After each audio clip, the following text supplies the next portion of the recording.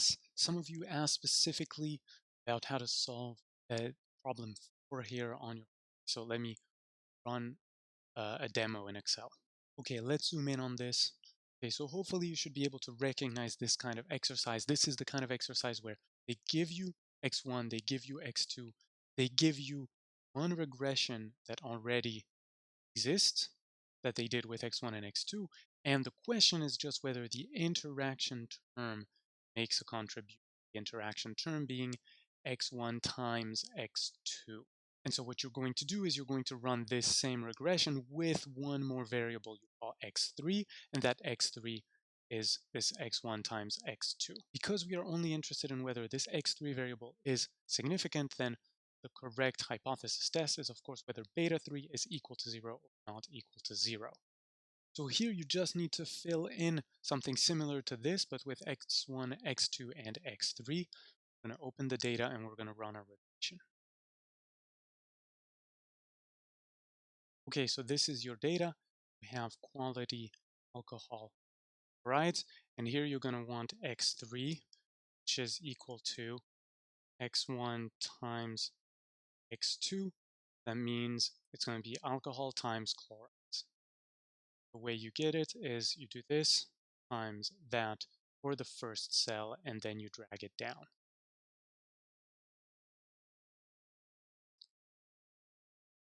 So this becomes your third variable.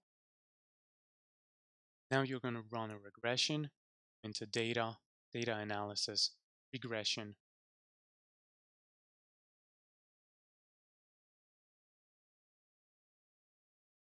You have to figure out what is your y variable. Be careful. This dialog keeps the information from whatever previous question you did before.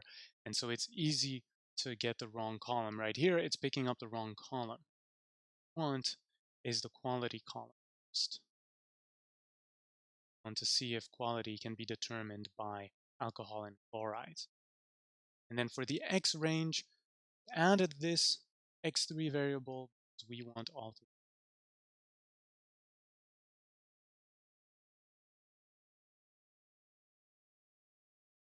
The reason I have labels here clicked is because I selected everything including the first column. I like doing it this way because then this name appears in the regression table. Where do we want to output this? Let's put it somewhere here close by. Where it goes. This is our regression output. We have our x1, we have our intercept, we have our x1 coefficient, our x2 coefficient, and our x3 coefficient. Here you can right away go into the p-value column and take a look. See, this is not significant at the 0.05 level because this is larger than 5. So you already know what's coming. But in the meantime, you can take these values and punch them into the answer sheet. Be careful here. They say they want to round the x2 coefficient to the nearest integer and the remaining ones to 2 decimal places. Let's do that for simplicity.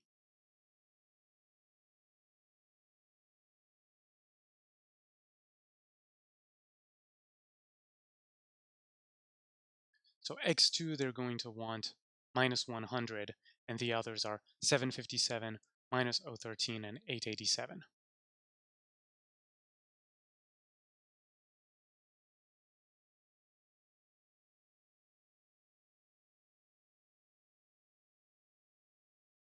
Oh gosh, I made a mistake. This was minus 100.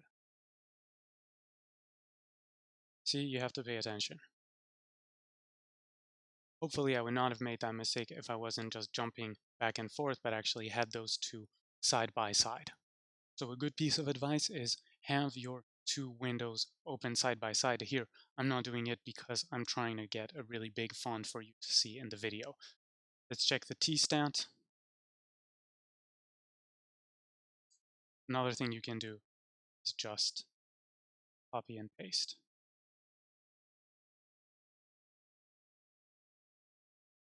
Two decimal places, that's 1.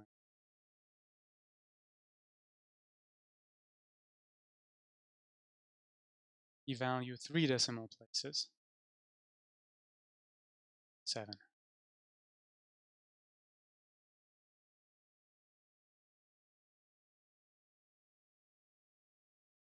So the p-value is greater than alpha in this case. And so do not reject. Nope, we do not reject. And there is not enough evidence to say that the interaction matters.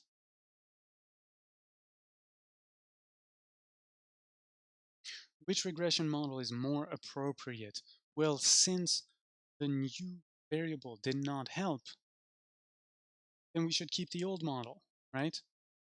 And why do we keep the old model? Well, clearly it's not because the interaction term is significant, so we just found that this is not the case, okay? So the old model is more appropriate because the interaction term is not significant. Let me go to question 7 instead. This one is a little bit different. They give you some data. This is expressed in years, so you should already be thinking, that must be a time series. Be careful about this. They're telling you to code the data using xi equals 0 as the code for the first year, 1984. I did this in the lecture. I showed you how you should rescale everything so that the first year is 0. They are asking you to do. Let's open the data set. Okay, this is our data set. We have years in the A column and receipts in the B column. First thing I want to do to insert another row here, and I'll call it period, and it'll be the year minus 1984. In the first column, it's silly to do it that way. We know this is 0, but it allows us to just drag it down to get the period. This.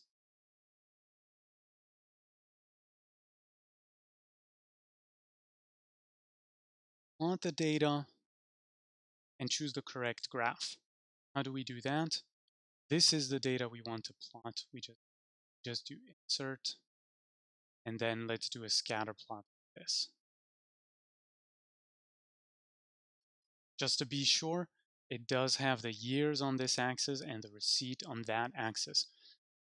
Note that the best way to get this to be in the right order is to have your x be on the left and your y be on the right. Sometimes they are reversed. No big deal. You can just copy this and put it here, and then copy that and put it there, and then you have them in the order you want. But importantly, what am I going to look at? It's roughly a straight line. It goes between 0 and 20. Here it goes between a little more than 0 and 2,500, and there's some sort of a little dip here right after 10. Where do we see it here? This is going down. This is wrong. This has a V shape. This has an inverse V shape. Clearly, this is the only one that really corresponds. 0 to 20, 0 to 2,500 roughly. Little dip here. Okay, we're confident. Compute the linear trend forecasting. This is just a regression with one y and one x. This comes back to the previous chapter. You know how to do this.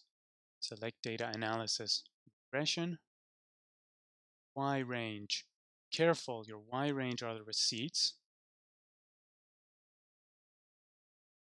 X range is the period.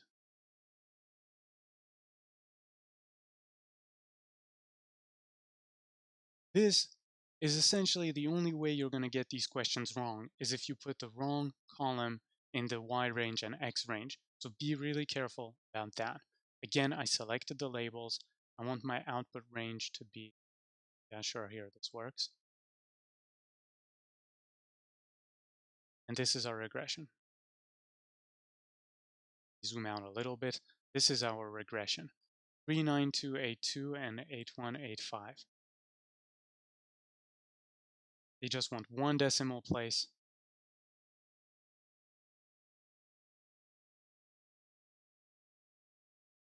Let me reduce this to one decimal place. Then I can just copy and paste, and I avoid making the mistake.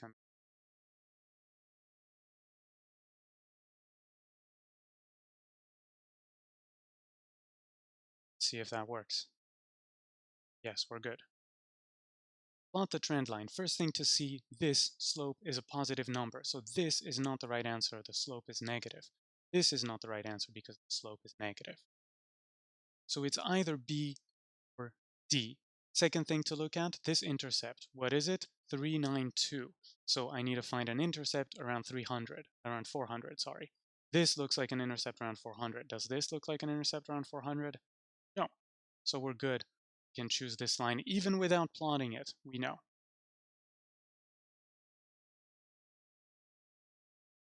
Finally, how do we forecast for 2004 and 2005? Take these two,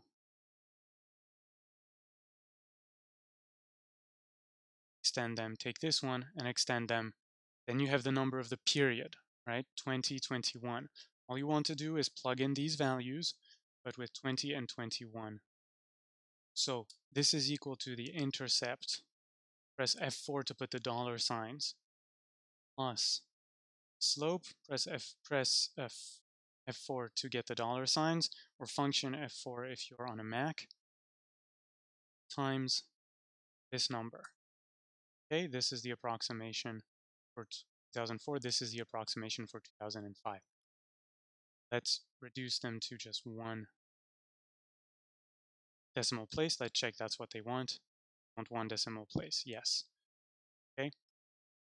Let me copy, paste.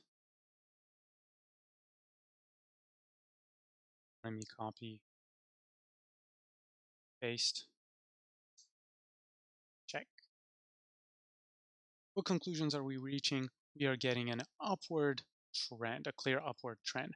This can decide just on basis of the graph that you chose. Of course, you have to have chosen it correctly, but here it's pretty clear you have an upward trend. There's no downward trend.